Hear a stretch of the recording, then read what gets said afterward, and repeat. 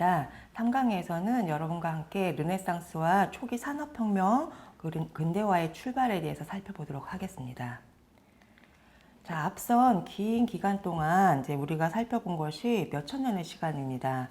몇천 년의 시간 동안 가장 중요한 앞세대에서는 기독교를 중심으로 한 이제 성당, 그리고 여러 가지 모습에 대해, 성당의 모습에 대해 살펴보았는데, 그 시기상은 실은 아직까지 절대적인 왕권과 그리고 정치적인 그리고 종교적인 힘에 대해서 많은 계급사회의 흐름을 보이고 있는 양상을 보셨습니다. 그렇게 봉건제도를 중심으로 한 왕권과 기독교 정신에 있어서는 실은 서민들, 일반적인 사람들은 굉장히 풍요롭지 못했습니다. 이 빈곤함이 굉장히 컸었고요. 이런 빈곤이 폭동을 일으키게 되고, 그리고 반란이 일으키는 시기가 150년 정도 이어지게 됩니다. 이런 어두운 시기가 흘러가고 나서 과학적인 변화도 그 당시 있었고, 또 상업적인 활동도 펼쳐지게 됩니다. 여러 가지 복잡한 상황에 있어서 르네상스가 태어나게 됩니다. 자, 르네상스라는 말을 설명을 드리면 네상스 두 개의 단어의 합친 단어인데, 이 다시라는 단어와 네상스는 프랑스 말로 탄생입니다. 다시 탄생하는 시대적인 의미를 부여하는 단어이고요. 그래서 재생, 부활, 이런 시기가 르네상스 시대다라고 이해하시고 보시면 더 이해가 쉬우시겠습니다. 자, 여기 많이 아시는 얼굴이 딱 사진이 있죠. 사진이라기보다 이제 스케치인데, 네, 레오나르도 다빈치입니다. 시기상에서 가장 중요한 역할을 했던 사람이기도 하고, 중세에서는 실은 예술가와 과학자, 기술자 등등의 커다란 역할들의 결과물들을 우리가 눈으로 확인할 수 있는 굉장히 중요한 시기 중에 하나입니다. 아래 사진에 보시는 성당은 필리포 브루넬레스키에 의해서 이 시기부터는 르네상스다 라고 우리가 인정하게 되는 도움을 갖고 있는 성당이고요. 피렌체 대성당의 모습입니다. 그리고 중간에 작게 있는 빌라 카프라의 모습은 마지막 르네상스 마지막의 시기에 있는 커다란 저택의 모습을 보실 수가 있는 거고요. 마지막으로 작은 광장은 캄피돌리오 광장입니다.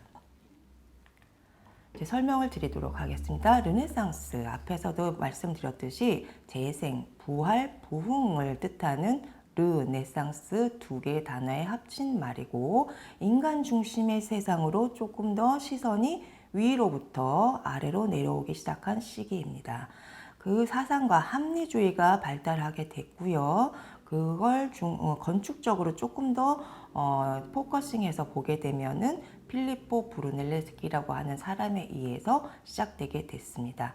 자, 옆에 보시면 돔이 있습니다. 돔은 피렌체 대성당의 상부의 모습인데요. 이게 성당은 이전부터 존재를 했는데 뭔가 다시 만들어내기 시작할 필요성이 있기 때문에 현재로 얘기하면은 국제 현상 설계 공모를 내게 됩니다. 현상 설계에서 필리포 브루넬레스키가 현상 설계에 응모를 하게 되고, 획기적인 당시로서는 아무도 상상을 하지도 못했던 돔의 형태를 이 사람이 제안을 했고, 뭔가 혁혁했기 때문에 모든 사람들이 받아들였습니다. 그 돔을 얹어서 피레제 대성당의 지금 현재 모습이 완성하게 됩니다. 1420년입니다. 즉 세기로 따지면 15세기 초중반인데, 그 당시에 우리나라를 한번 생각을 해볼까요? 조선시대가 시작이 됐을까 했던 그 시기쯤에 이 사람들은 많은 과학적인 능력, 그리고 기술적인 측량 기술, 내부적인 적용력, 장인들의 시공 기술 등이 종합적으로 이러한 르네상스나 고딕 또는 이후에 이어지는 시기를 갖고 있었습니다. 자, 핵심적인 구성 원리가 있습니다. 이전 고딕 시대나 또는 이전에 고대 그리스 로마와 마찬가지로 일정한 비례와 규칙은 이 서양에서 굉장히 중요했었습니다. 르네상스가 근대로 가는 출발점이었는데도 불구하고 이 구성 원리의 기본은 고대에서부터 쭉 이어지는 주범, 양식과 수학적인 질서가 굉장히 중요합니다. 건축미의 근원이 그래서 비례와 조화로움입니다. 고전 건축의 구성 원리를 분석해서 체계화한 건축 이론이 이 당시에 있었는데요. 비트루비우스는 건축 십서라는 책을 통해서 이러한 이론의 중요한 것들을 현대까지도 전달하고 있고, 그리고 알베르티라는 사람이 나옵니다.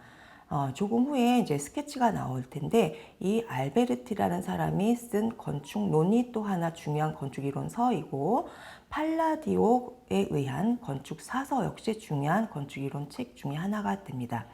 르네상스 시기는 초, 중, 후기로 나눠지는데, 초반에는 피렌체에서 발생을 했고, 건축적인 장식 요소가 많이 적용되게 되고요. 주범, 아치에 의한 아케이드, 그리고 페디먼트의 강조에 의해서 초기 르네상스는 흘러가게 됩니다.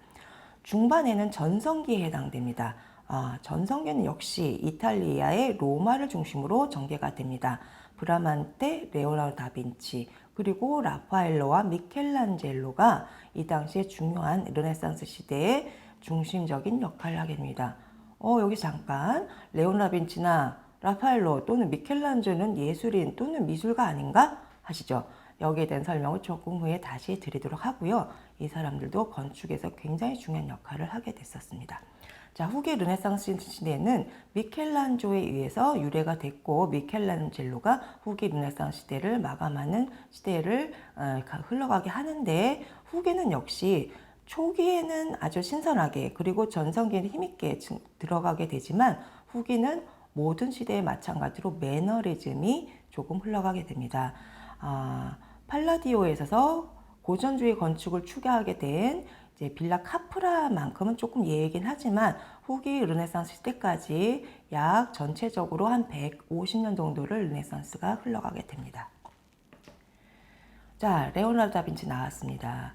스케치가 많죠? 여기에 레오나르도 다빈치 하면 여러분들은 어떤 사람이라고 이제 알고 계십니까? 과학자 혹은 수학자, 예술가, 모나리자 작가, 그렇게 알고 계시죠? 이 당시에는 물론 독특한 사람이긴 하지만 모든 영역에 있어서 제한점이 없었습니다.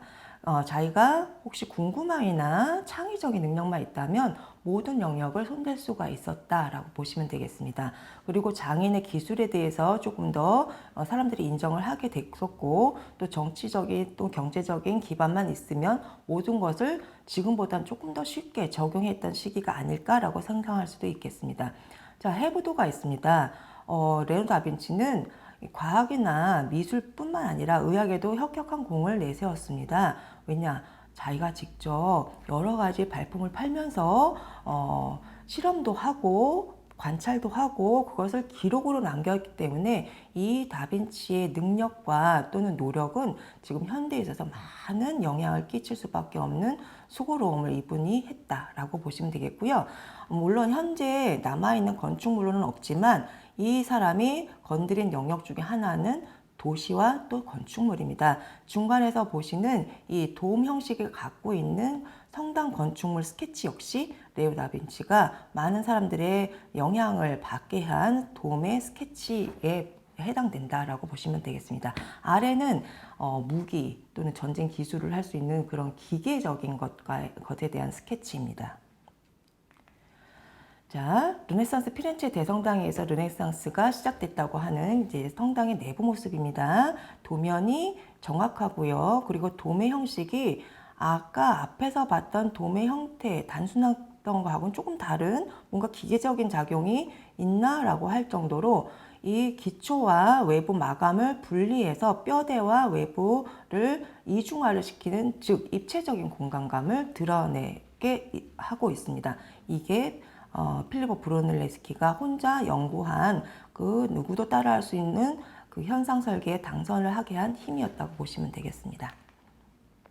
그리고 나서 이제 라우렌시오 도서관, 그리고 파치 예배당 등이 르네상스 시대의 대표적인 유명한 공간들인데, 시기적으로는 1425년, 그리고 메디치 가문이 이 당시에 르네상스 시대의 붐을 일으키게 한 가장 중요한 역할을 한 가문인데요.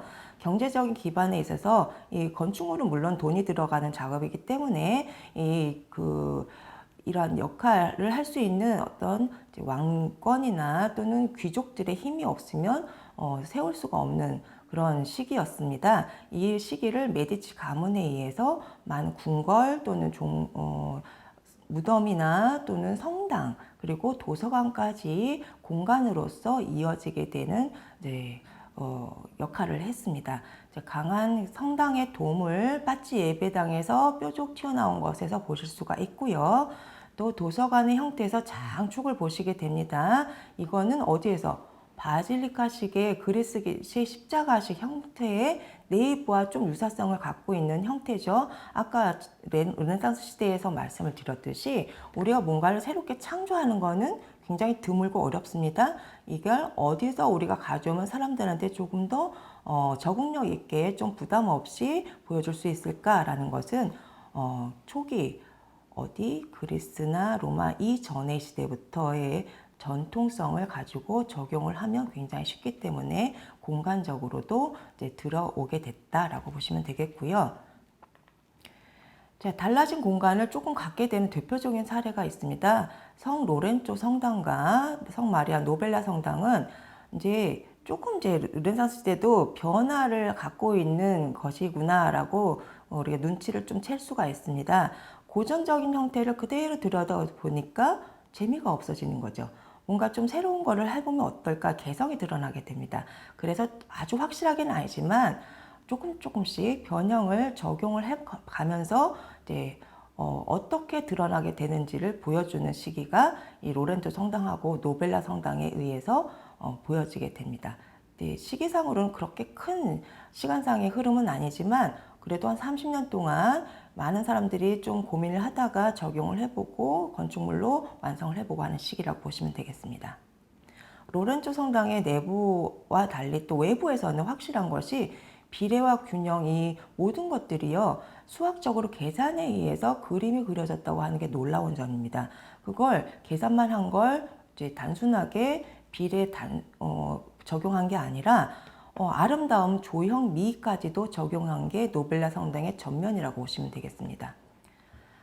자, 성 스피리투 성당은 작은 뾰족뾰족한 그 앱스의 연속적인 형태로 좀 다소 과할 정도의 외관을 갖고 있는 형태입니다. 자, 우리가 개성을 좀 드러내다 보면은 우리가 절제가 안 되면 좀 과한 것이 좀 생겨나게 되겠죠. 그 정도까지는 아니지만 이 과한 것을 조금 적용을 해보고자 하는 욕심스러운 모습이 보여지는 게 스피리투 성당이지만 내부에 있어서는 그렇지 않습니다. 오히려 내부에 있어서는 그 입체감이 공간을 좀 성스럽고 아기자기한 사람들의 인간을 좀 더 받아들이기 좋은 듯한 모습으로 들어가게 됩니다. 자, 아까 초반에 건축론을 이론서의 중요한 그 세 개 중에 하나라고 했던 것을 기억하실 겁니다. 이 알베르티에서 쓰여진 이 건축론의 내부의 일부 카피본입니다.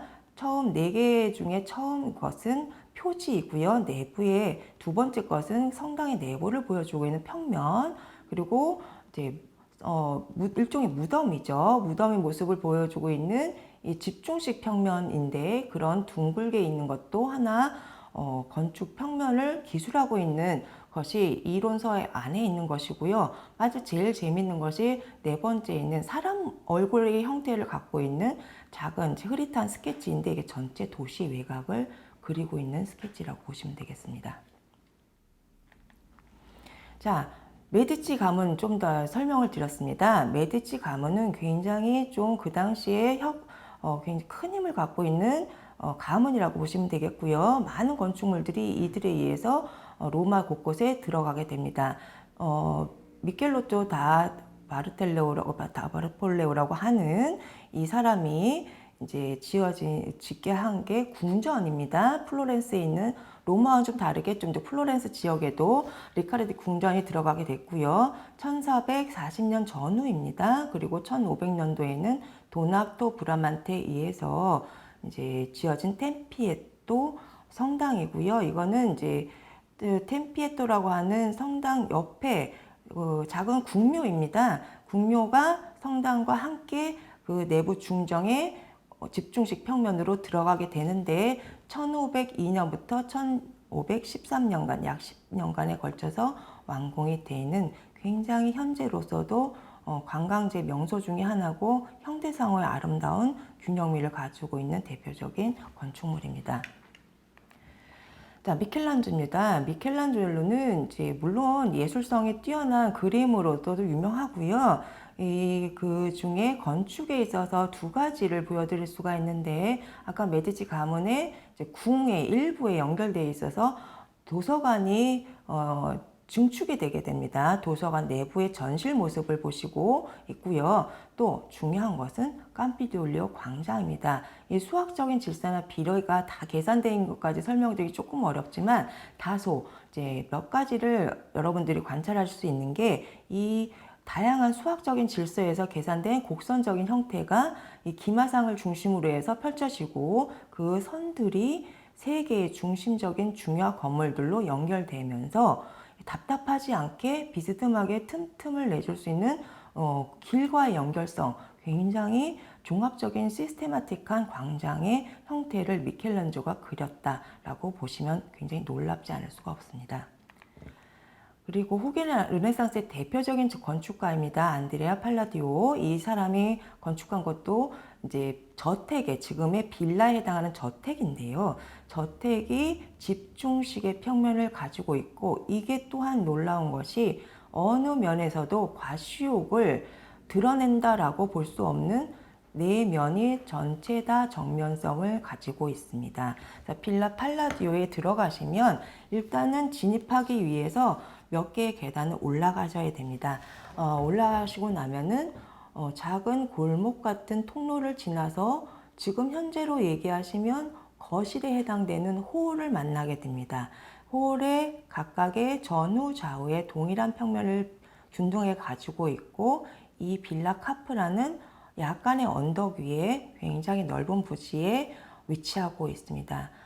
저택입니다. 그리고 후기 르네상스 시대의 대표적인 건축물이고요. 이 빌라 팔라디오는 지금 현재에 있어서도 건축하는 모든 사람들에 의해서 한 번씩 그려보는 대표적인 건축물이라고 하는 게 굉장히 놀라울 따름입니다.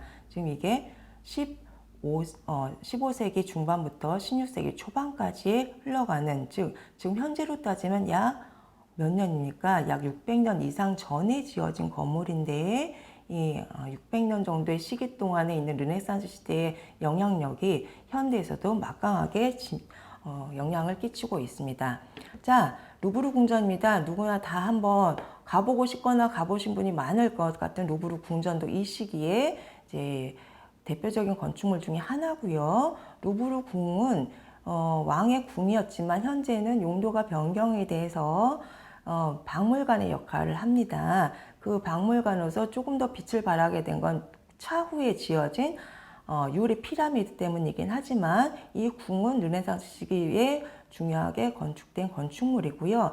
안에 있는 그 내부는 지금 현재 박물관의 역할을 하고 있긴 하지만, 이 당시엔 왕의 절대적인 왕권을 강하게 표현할 수 있었던 왕궁이었습니다.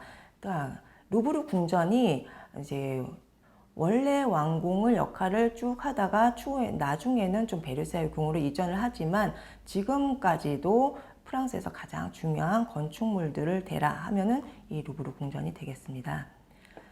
자, 광장이 또 이 당시에는 중요합니다. 수많은 광장들이 유럽에는 많이 있지만, 이제 그 중에 루브르와 또 파리 등등에 있어서 많은 사람들이 지나다니는 광장을 보시면 그 중에 도핑 광장과 루아얄 광장을 이제 넣어봤습니다. 도핑 광장이 좀 더 특이한데요. 여러분들 영화에서도 보실 수 있었던 뽕레프란 영화에 있는 뽕레프 다리, 이 다리가 실제 위치하고는 조금 다 차이는 있지만, 그 뽕레프 다리와 연결되는 또 삼각형의 형태의 광장을 가지고 있는 게 도핑 광장입니다. 도핑 광장은 실은 이제 그 안에 있는 삼각형의 공간이 기본적으로는 사각형을 갖고 있는 다른 광장하고는 형태상이 다르기 때문에, 그리고 그 끄트머리가 나오면 이 세느강에 뾰족한 시떼섬이 있는데, 뾰족하게 있는 곳이 또 마침 뽕레프와 연결돼서 굉장히 많은 사람들이 사랑하는 광장 중에 하나가 지금 현재 있고요. 루아얄 광장은 보주광장이라고 지금 부르고 있는 광장이고, 정확하게 사각형의 형태를 갖추고 있고, 사각형의 둘레에는 호텔이 의미상이 조금 다른데 공동의 주택의 고급진 그 집합주택입니다. 그 형태로 둘러싸여진 도심의 광장의 중에 하나입니다. 그리고 카톨릭에 있어서 정말 절대적인 왕권을 보여주고 있는 게 몇 가지가 있는데, 그 중에 룩셈부르크 궁이 있고요. 궁도 중요하지만 실은 궁 앞에 있는 정원이 굉장히 중요합니다. 교회와 왕궁에 대한 건설, 이 당시에는 조금 많이 혼돈의 시기가 또 왔습니다. 그래서 왕권의 절대적인 힘과 또는 교회의 힘을 나타내기 위해서 건설과 투자에 막대하게 진행되는 모습 중에 하나가 룩셈부르크 궁과 정원이고요. 베르사유 궁과 또 궁전 역시, 정원 역시 그 막대한 힘을 과시하기 위해서 진행이 됐다고 보시면 되겠습니다. 이게 당시 이제 시기는 1660년도부터 1750년도까지 이제 지어지게 됐고, 한동안 이 궁이 정궁으로서의 역할을 하게 됩니다. 조금 더 이제 정원을 살펴보시면 이 이제 르노트르라고 하는 굉장히 유명한 작가에 의해서 여기도 마치 비례와 균형, 좀 조화로움을 가지고 있고, 이 정원은 현재 이제 도시의 구성의 원리를 주는 작용도 하게 됩니다. 또 이제 17세기 말과 18세기 초에 프랑스의 부유한 중산층에서 이제 나왔던 호텔, 아까 이제 루아열 광장에 둘러싸고 있는 호텔이라고 말씀드렸던 것이 숙박업소가 아니라 주택의 역할을 했었던 시기였습니다. 주로 한정된 부지가 많았기 때문에 밀집하게 들어서긴 했지만 각각 건물에 있어 설계가 독창적으로 적용이 됐고요. 그 귀족사회, 여러분들도 잘 아시는 부르주아가 한 층, 두 층, 세 층 전체 한 동을 갖기도 하는 그런 형태를 이제 보베 호텔이다라고 하나의 사례로 들어봤습니다. 이 당시에 나왔던 것이 실은 로코코 바로크 양식인데요. 로코코는 한번 설명을 드리도록 하겠습니다. 로코코는 굉장히 우아하고 또 아름답고 곡선적이고 화려합니다. 바로크 시대가 한때 흘렀는데 바로크는 오래가진 못했습니다. 하지만 로코코 양식처럼 이제 부드러움과 좀 이제 그 장식적인 측면이 많이 있었고요. 그걸 조금 더 세밀하고 정밀하게 좀 화려하게 간 것이 로코코 양식이다 보시면 되겠습니다. 로코코의 대표적인 게 좀 아까 설명드렸던 베르사유 궁전, 그 중에 이제 왕의 거실부의 일부는 굉장히 화려함의 극치입니다. 들어가면 모든 것이 금빛으로 찬란하고 좀 더 구불구불하고 나뭇잎과 꽃잎 모양이 온갖 벽과 장식들을 작용하고 있습니다. 프랑스의 극단적인 소비 형태와 나태한 생활들이 좀 이어지게 됩니다. 이런 것들이 중산 계급에 있어서 정치적인 권리를 이제 상업적인 왕성한 그 교류 활동과 더불어서 왕권과 또는 귀족 계층의 힘과 또 다른 세력을 구축하게 됩니다. 이 시기가 산업혁명하고 이어지게 되기는 아주 중요한 시기가 되고, 실은 모든 세계를 통틀어서 이 혁명적인 시기를 준비하게 되는 발판이 되는 게 아이러니하게도 이 극단적인 소비 문화의 화려함과 더불어서 극적으로 좀 더 생활이 궁핍했던 사람에 의해서 충돌되면서 나타나게 되는 시기였다고 보시면 되겠습니다. 그래서 마지막으로 이제 프랑스의 그 화려함의 극치를 좀 샤를르 가르니에가 보여준 것이 1825년, 굉장히 시기가 많이 흘렀습니다. 파리 오페라 하우스, 1861년에 건축된 파리 9구에 있는 오페라 하우스에서 보실 수가 있고요. 이것은 어떻게 이어지느냐, 낭만주의와 절충주의의 중간쯤으로 이어지게 되는 건축물이다 보시면 되겠습니다. 자, 여기까지 3장 르네상스를 살펴보았고요. 그리고 나서 여러분들은 조금 후에 4강에서 산업혁명을 만나게 되시겠습니다.